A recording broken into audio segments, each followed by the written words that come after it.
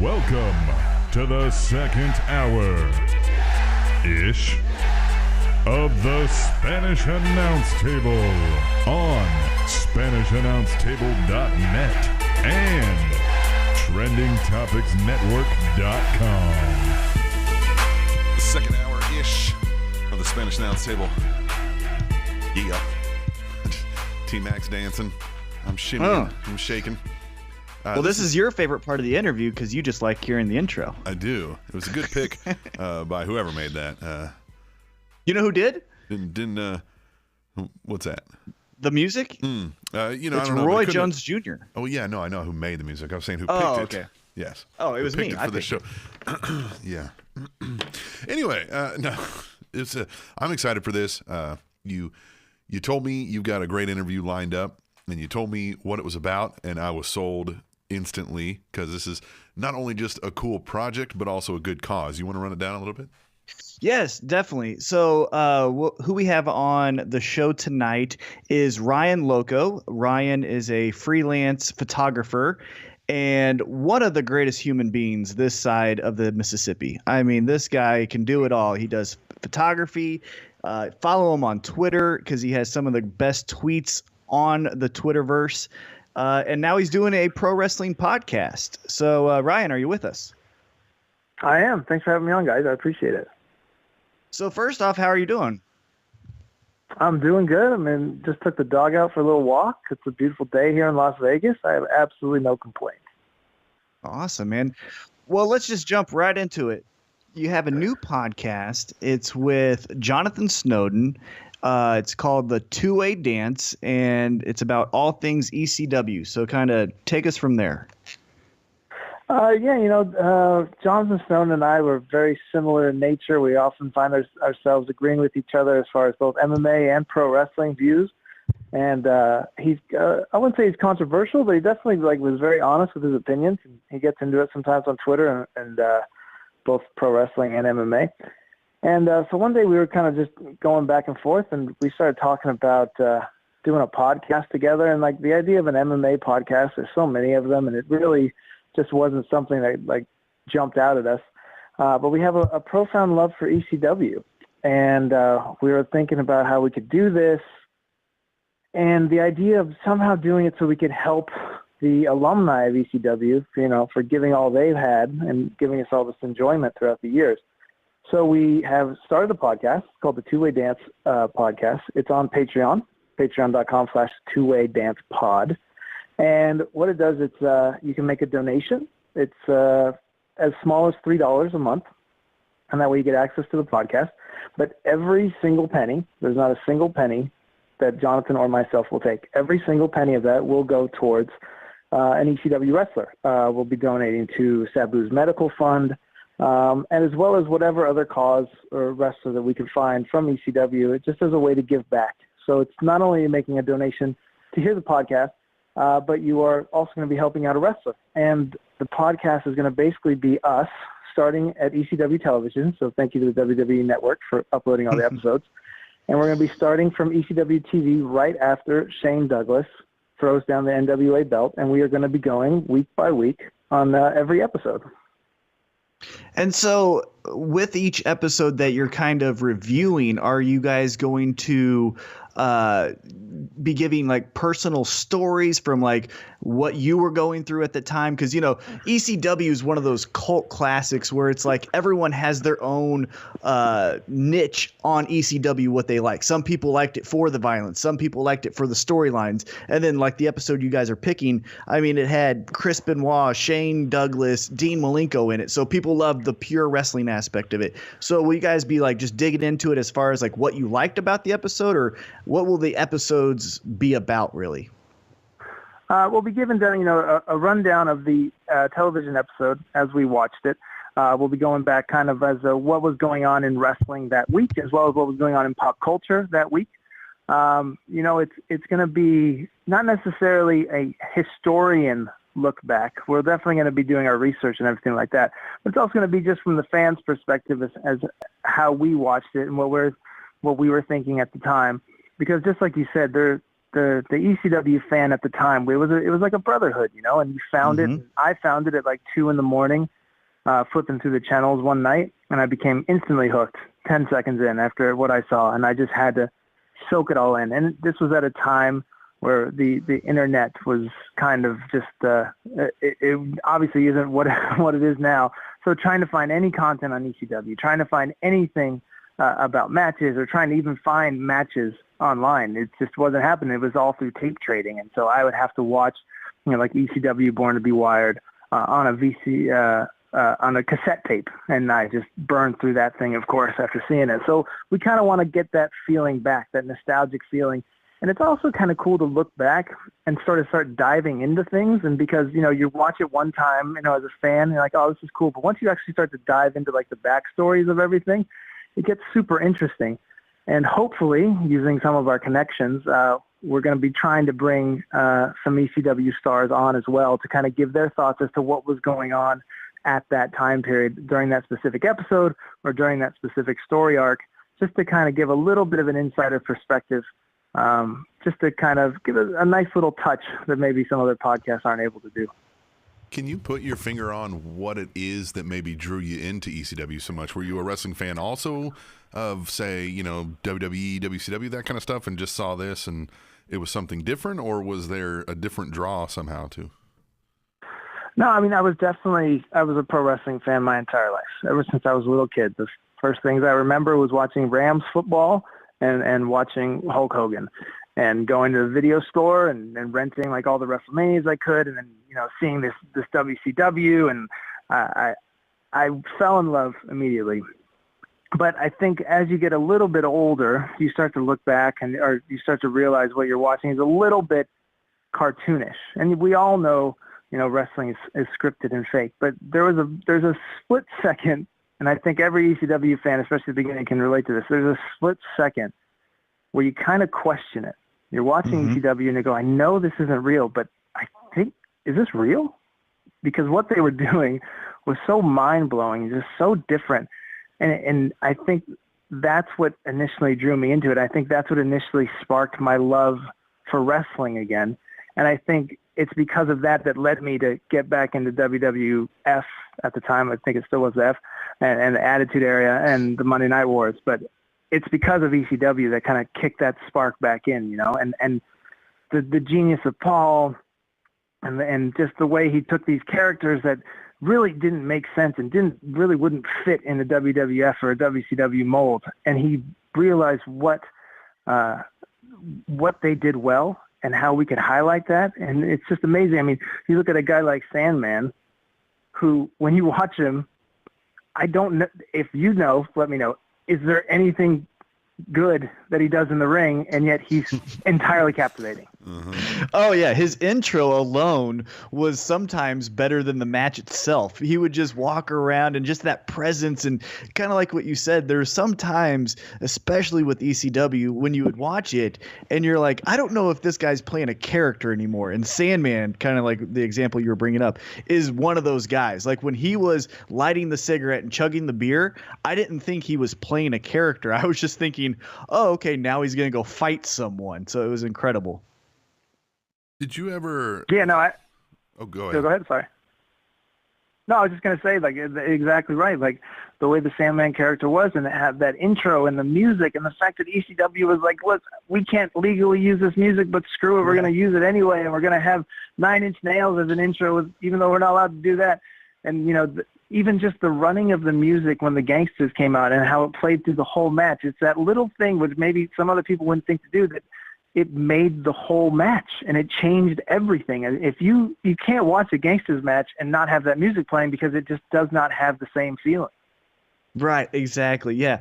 Like you said, and this is why I got excited when I saw that you two were going to be doing this podcast, is because, one, I know that you guys know your stuff and you're going to treat it with respect. You're not just trying to do something to do it. But two, your two perspectives on such a unique company, even outside of pro wrestling. This is one of the most unique companies I could ever think of. Just like you said, they would run music that they knew they weren't supposed to, but guess what? They're going to do it. And then just little details like, Taz with the Gracie train and his towel over his head, grabbing the guy in front of him, like stealing elements from MMA, and it was incredible. So I'm excited for you guys to start this. And now that we're on the topic of the podcast, when will the first episode be out? When people who are excited, myself included, are looking forward to this. So when will it be debuting? It should be out late next week, if I'm not mistaken. We're just waiting for good old Jonathan Snowden to get over this little sickness, little bug that hit him. And once that goes on, we'll be ready to rock and roll. I can tell you that I have never read more about Shane Douglas in my life, and I never thought that I would read as much about Shane Douglas in my life. But it's just it's a great time to start. And then for those maybe wondering, and we'll touch on this in our podcast, but we're starting at this point because obviously this is the beginning of the ECW as we know it, but also because early ECW television, I challenge anyone to go and watch ECW television #1. It's one of the hardest things I've ever had to watch. I'm sure it is. Oh, you're talking about like when like Arn Anderson was making like a guest appearance, and like, are you talking about like that time period, like before this episode that you guys are examining? You're talking about that kind of ECW? Eastern Championship Wrestling Television #1 with Terry Funk on the call with, I believe, Jimmy Snuka comes out.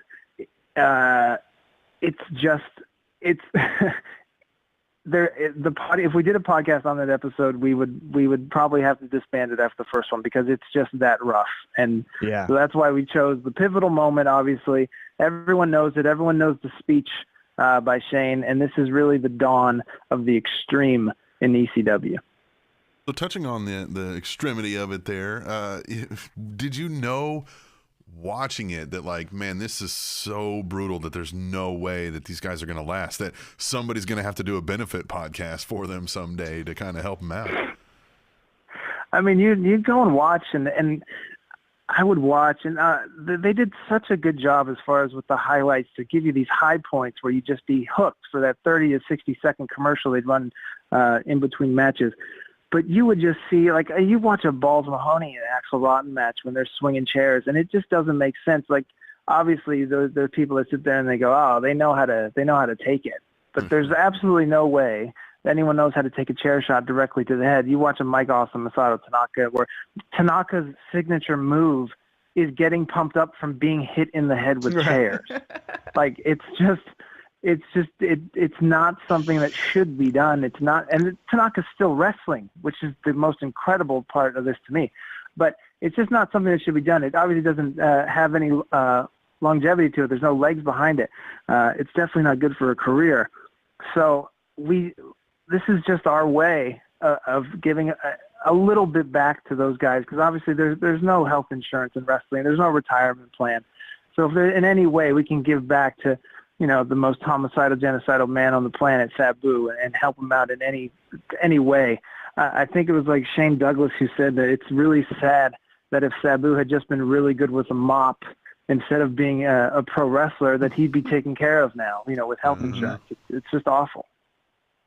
Well, not to give too much away, because I know you guys will probably address this throughout your podcast, but what was that aspect of ECW? Because I kind of mentioned it. Some people loved it for the pure wrestling, the Dean Malenko, Eddie Guerrero's, but then some people loved it for the pure violence. What was it that caught you as far as ECW went?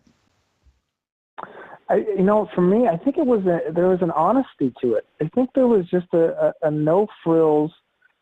This is what you're going to get. And I think that there was a character for everyone to sort of kind of rally behind and really relate to, whether you were like that loner brooding in the corner like a raven, or if you were a guy like Tommy Dreamer who just never could like get to the top and was always just getting beaten down, or if you were a guy like Sandman, you're sitting there chugging a beer, smoking a cigarette, watching ECW, you're like, yo, if this guy can do it, I can do it. Mm-hmm. I just think that it appealed to everyone. And then when you needed it, there was the beautiful wrestling as well. Like, it doesn't get enough credit for when you'd see, you know, a Benoit or Malenko, when you'd see, like, one of my favorite matches of all time was RVD and Sabu. Sabu, who doesn't get enough credit. I mean, obviously he's a spot fest, but, you know, he can go as well, against Furnace and Crawford.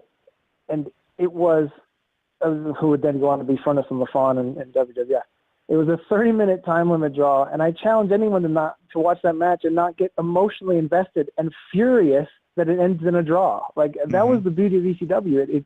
It would like just soak you in, and just when you think you're going to get what you want, they would just like throw a little curveball in there. Even when you look back at like the three-way dance between Tanaka, Awesome, and Taz, when Taz is leaving the company and we all know it, and they eliminate Taz right away, and it throws you off. It's beautiful.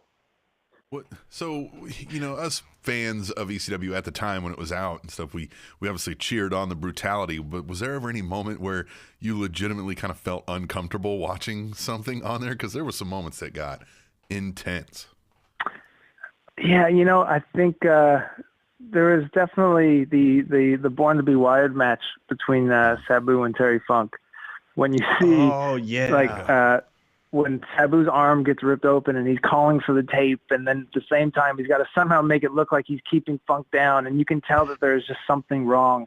And then like the hair gets all tangled up in the barbed wire. Like that was one of the few times where I'm watching and I'm like, like this doesn't need to happen. Like I appreciate everything these guys are doing. And also I think it goes to the beauty of Terry Funk and how good he was at selling. At least I hope he was selling, because almost every time you watch a Terry Funk match, you're looking at it like this guy might die. Like he's taking these hits, and a human being at his age should not be taking these hits. And you can't tell, is he selling or is he legitimately dead? Right. Right.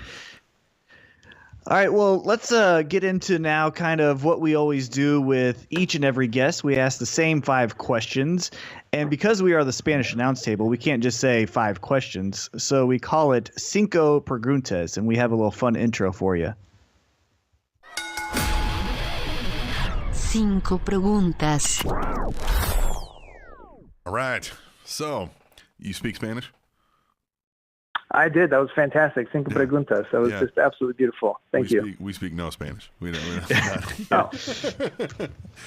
It's a gimmick. No, these are like we said, fairly easy questions, but we kind of delve into your mind as a wrestling fan here.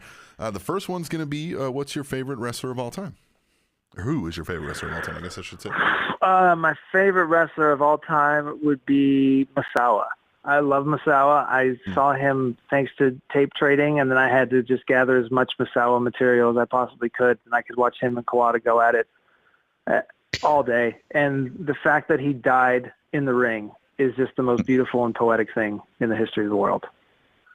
Real quick about the tape trading. So we do the podcast here in Kansas City, and at least for my perspective, and Captain, you can disagree if you want, but tape trading wasn't huge in Kansas City. It was very, very difficult to find. So when you were doing the tape trading, where were you? And then was it easy to find, or how did you get the tapes to trade? You know what I mean?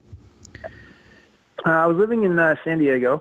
And it was a matter of like I wrote for a couple message boards, and this was at the time where it wasn't like a wrestling message board where everyone could post. There was only like a certain amount of people that could post, and so like I had to do like a guest article to get approved, and from there like you just fall into this internet wrestling community, and you would see these tapes being traded.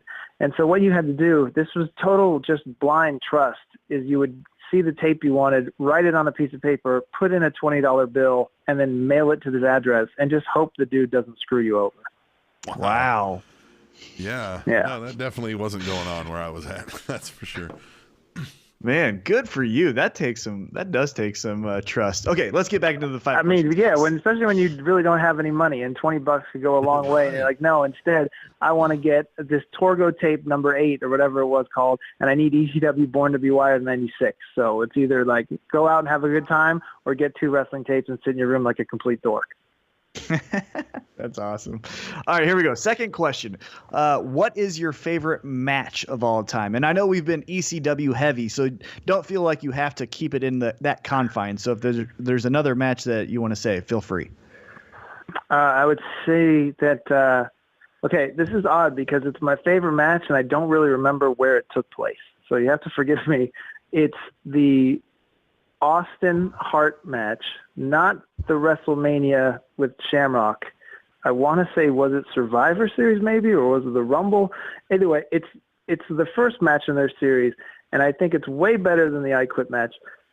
It's these little things where you see Austin start to become Austin, and you start to see the crowd sort of get behind him, and you start to see his character sort of evolve. And there's a point where he's got Brett on the ropes in the corner, and he's about to lift him off, and he's on the first one, and you see him shake his head and realizes that he has to go up to the second rope. He has to go farther than what he'd normally do. He has to push himself even farther if he's going to beat this man, which he doesn't.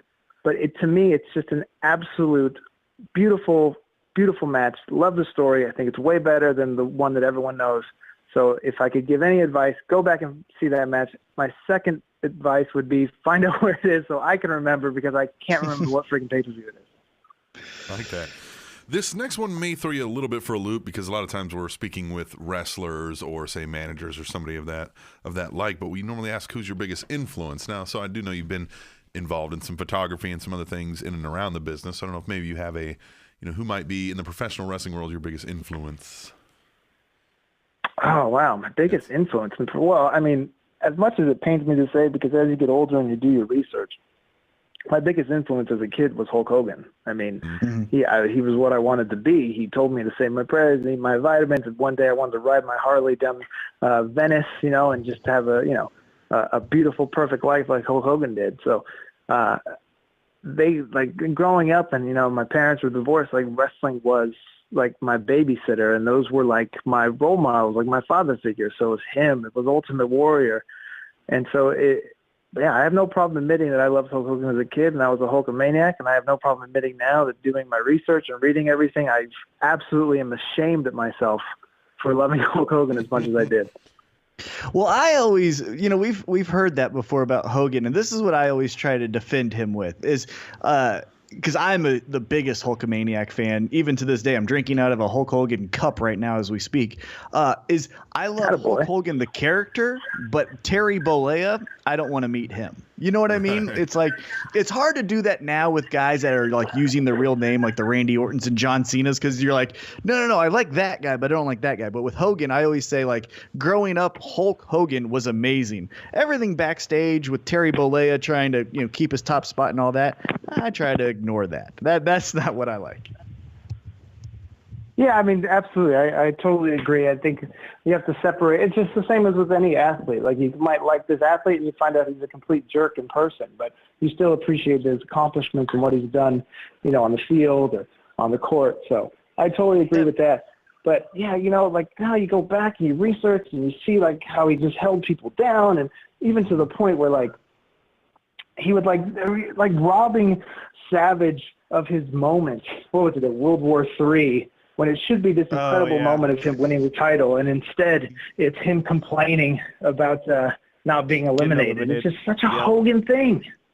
Mm-hmm. Yep, definitely. That is very true. All right, let's get back to the questions here. The next question, and again, we tend to go with pro wrestlers here, so your knowledge of this question might not be that deep, but I think we all know some terms. So what is your favorite pro wrestling term as far as babyface, heel, things like that?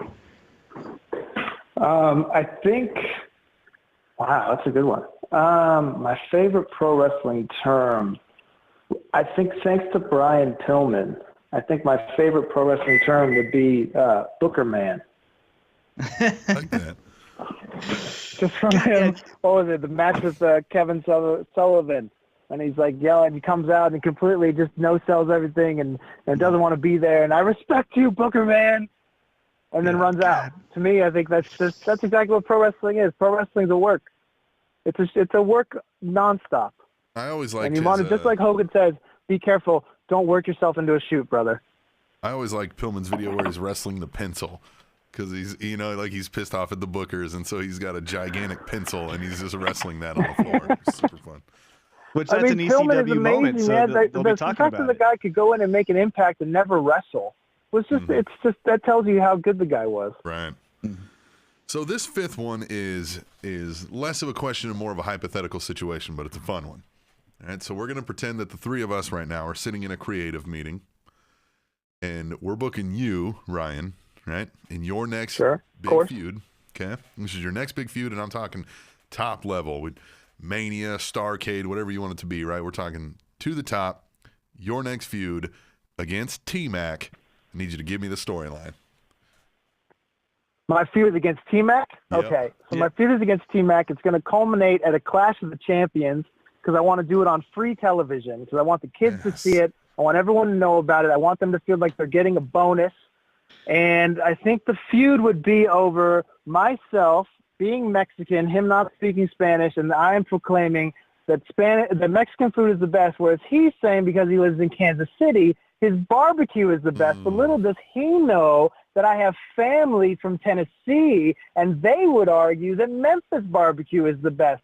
So really what I'm trying to say is that T-Mac is a liar, and what we're doing is a loser leaves town match, meaning whoever loses doesn't have to necessarily physically leave their town, but they have to leave their town foodically.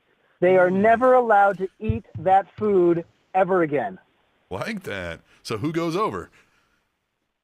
Obviously, Mexican food is much more strong and powerful due to the hot sauce than Kansas City barbecue, Oklahoma Joe's, or whatever it is you're eating today. And obviously, I go over clean right there in Atlanta on the Superstation. And 1, 2, 3, Mean Gene interviews me in the back, and it's a beautiful thing. And the kids are united, and Mexican food then begins to take off, and that leads to the formation of Chipotle. You're welcome. Oh, look at that. This is a history lesson for you kids. Yeah, that's how Chipotle started. There we go. That's great. That's a great one. All right, so before we let you out of here, let's plug everything again. First off, what do you got going on? And then after that, let's get back into the podcast, and you can plug all that stuff. What do I got going on? I'm just stone cold chilling here in Vegas. In a couple of weeks, I have to head to New York to shoot World Series of Fighting. Then I'm going to head to Nebraska and go shoot some Victory Fighting Championships. And all the while in between that, I'm going to be watching some ECW hardcore television on the WWE Network, which you can get for $9.95. Also, your first month free so that you can get Fastlane. And that's it. I'm going to be doing a podcast, patreon.com/two-way dance pod. It's myself. It's Jonathan Snowden. Snowden is way more intelligent than me, way more articulate, way more knowledgeable. I'm just going to come in with my little fandom takes about ECW television and the Sandman character and how he switched from a surfer boy to the smoking, drinking, caning man that we have before us. I like that. I think you guys are doing a good thing here, too, with the donating it to the wrestlers for various reasons. Obviously, Sabu's medical bills, whatever may come up. We totally appreciate you coming on. Again, Yes. That was what? It was patreon.com/two-way dance pod, right? Patreon.com/two-way dance pod. Every penny goes towards the wrestlers. Myself and Jonathan Snowden, we do not see a dime. We are doing this for the love of wrestling. We are doing this as a token of our appreciation for the men and women who put their bodies on the line to entertain us there in a beautiful little bingo hall.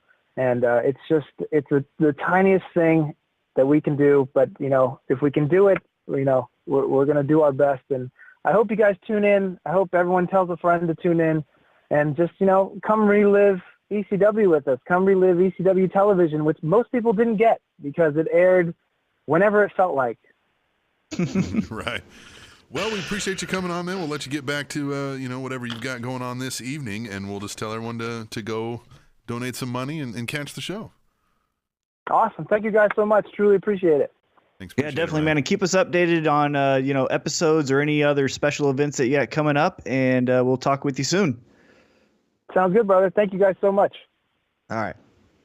So that was fun.